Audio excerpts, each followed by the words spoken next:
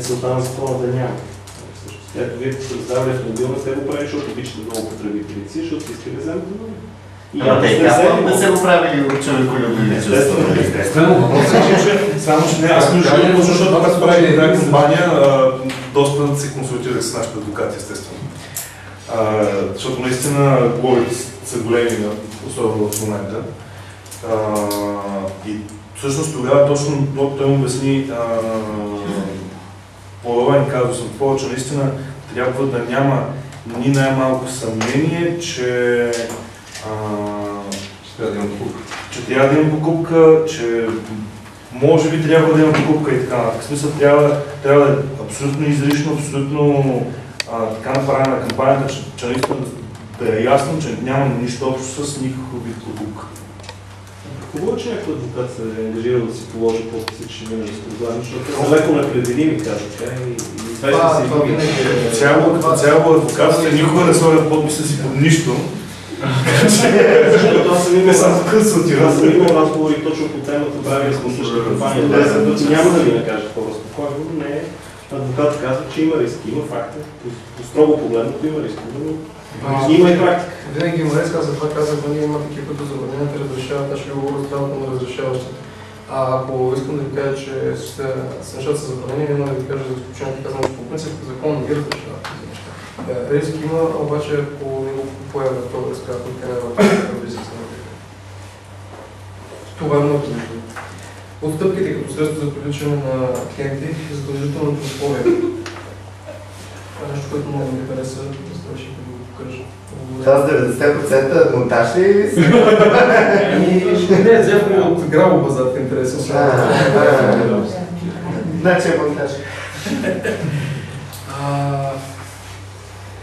Единствено, всъщност, термина отстъпката, както ние го ползваме и го знаем, закон за защита на потребителите, грешка, тук много съм не се ЗЗП, не ЗЗК, ползва терминът отстъпка и го ползва в насока намаление цената на стоката и услугата, откъдето оттам на сетна закона борави само това понятие като дефиниция.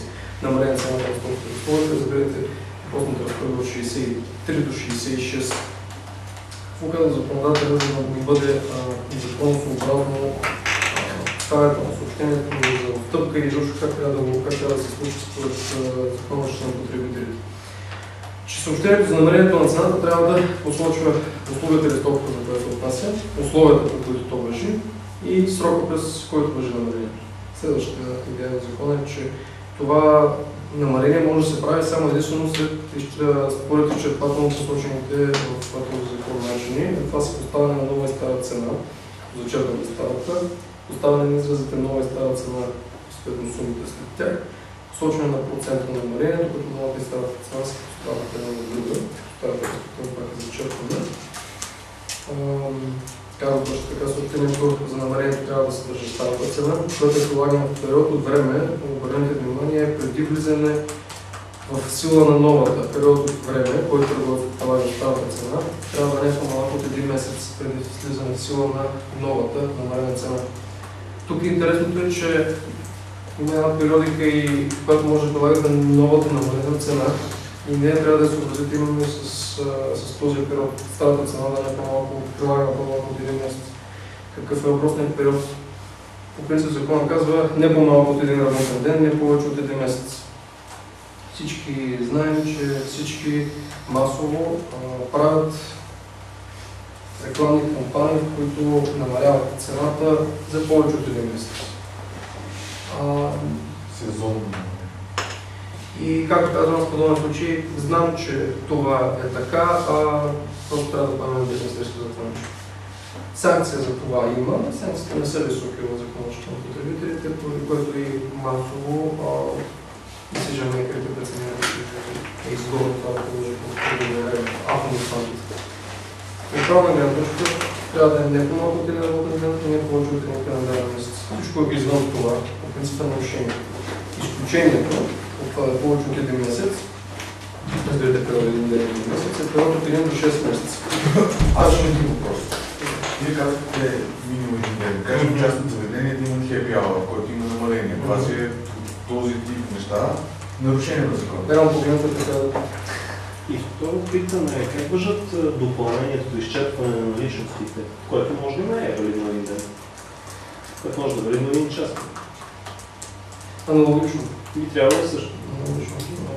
За съжаление е така. Всички го правят. В случая с Happy Hour обикновено обаче има периодичност, т.е. всеки ден от 4 до 5 има Happy Hour. Да, но всеки ден. Но ако малко ден работен, да не говорим, че освен това закона много категорично казва един работен ден. Happy Hour в събота вечер е събота неделя.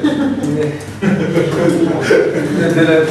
В случая погледнато към заведението си е работен ден. Също ако е в 8 вечерта, в 8 вечерта в делничен ден, дали го засяга регулацията? Пише ме наказа. Не, в случая работен ден за заведението си е този, който е обявен, че заведението работи. Ако пише да казва, това е заради теб, ще изпора тупката и после ще те чествам, нали? Как ще погледне Казаха се една особена леко по-консервативна комисия. Не гледайте на тях като лично мнение, не гледайте на тях като регулатор тип КРС, тип КЗК, където работно хора, които искат да разсъждават. Това е смисъл, може да дебатирате, не могат да изложат становище, да имат някакви вредни аргументи, които да приемат. Малко по-особено с тях трябва малко по-особена комуникация. Хубавото обаче на това нещо е, и точно на ЗЗП към настоящия момент е, че потребител по смисъл на закон може само физическо лице. Тоест, вашите клиенти и юридически лица не са подсубекти на закона и спрямо от тях, колко да направите вие нарушени. Това в момента всички са. Добри клиенти няма са фирми. Окей ли е на пълната за един месец и след това бъде удължена с нов период? Или тогава пък няма реално моя цена? Защото конкретен пример, примерно знам конкретно Viva.com, правят това абсолютно редовно. Ама правят го, да, Бога ми и всичките модели го правят. И когато и аз съм работил към мобилен оператор, си не знае същия път, който съм издали при това, който бях при алтернативните, го правят другите. Значи, когато го издали, когато бях при алтернативния оператор, си почнах да се чешат по главата, защото това съм бил от страната на държавата. Явно има някаква хитрина, но главата ми не е ражда. Дойде време, когато се пренесе под алтернативния в Шизовизията, ако не сте видели, аз работих до година в Мордовка. И в новата казах да го правя другите. Викам, значи очевидно грешки не е материя. Ами просто в един момент си казваш колко съм голям, мога ли да понеса риск и какви ще са ми приходите. Това да го трябва. Ще намеря ли лоби да му оправя? Най-често.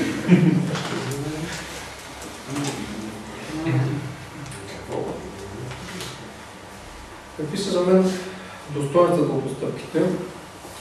Постъпките безспорно привличат погледа и клиентите повече от другите два разгледани способа за привличане на клиенти. Личното ми мнение. От това, което гледам в момента в тази сфера на бизнеса, в която работя. Според мен отстъпките регулират пазара в определена степен услуга и стимулират, по мое мнение, здравословно конкуренцията. Колкото повече отстъпки има на по-наситен конкурентен пазар, не сметка толкова по-добре за потребителите и аз лично като потребител да ги изкарам на тези неща. Най-лесно се комуникира и прилага независимо от сектора, просто всеки знае какво е отстъпка. И не се налага да пишеш правила на томбола, правила на промоция, правила как ги давам тези незаконници при такива условия. Въвеждането на този маркетинг, за който говорите по-напред, да измисли креативния подарък. Постъпката е ясна, тя просто намалява цената.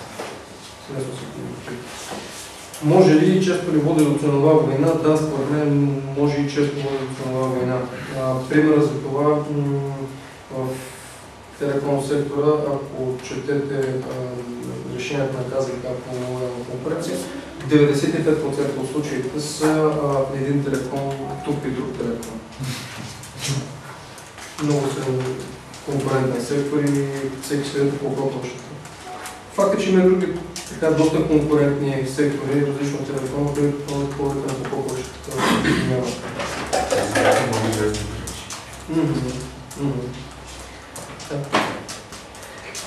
Недостатъкът също е, че разрешава пренасяне на пазарна сила при големите, което според мен лошо за конкуренцията и тук каза как го изследвам. Какво разбирам тук за пренасяне на пазарна сила? Вие споменахте Viva.com. Тя има няколко географски пазара в момента извинявайте, като говорят, пазара на цялата страна, няколко продуктови пазара. Един от тях е изключително силна, другия не толкова и се опитва да помогне на клиенти. Понеже има исторически насложена инфраструктурно преимущество, всички ме разберат какво е предвид, може да се позволи да пренесе пазарната сила от онзи сегмента, който е много силна, прогноза на който не е и рамката на пазара да чеки с много по-ниски цени. Факт е, че го прави. Всички го правят. Мога да го прави по друг начин. Мога да се именно с бизнес потребители. Да си прави специални тарифи за бизнес потребители, специални разговори между бизнес потребители. И ти, когато си една фирма и като знаеш, че 70% пазарен дял на бизнес потребители една мобилтел, ти просто отидеш в мобилтел, защото знаеш, че да говориш в пъти по-ефективно с другите бизнес. Минутка за реклама. Не, просто нямаш изгло. Просто нямаш изгло. Добре, че Всеки химикални оператори твърди, че не е най-ефтино, има инструменти да смятаме на това, че е по-ефтино. Там вече инструменти много е. Както казах, телекомите, телекомите, Cash is Breaking, финансовността вече е на гише при всички номера. Една безумна лудница се творя в момента. Според мен, личното е мнение, че на това точно до година ще му видим негативния фидбек. Привличане на клиенти на всяка цена. С пренеса на пазарната ми сила от другия продуктов пазар, защото аз имам таргети на 3 месеца, които трябва да покрия, а аз ги покривам и с тази пазарна сила да покривам. Стимулират се нелоялните, а нелоялните. И според мен след една година ще има сериозна промяна в това статут. Личното ми мнение. Ще живем година. Да. Имате ли въпрос?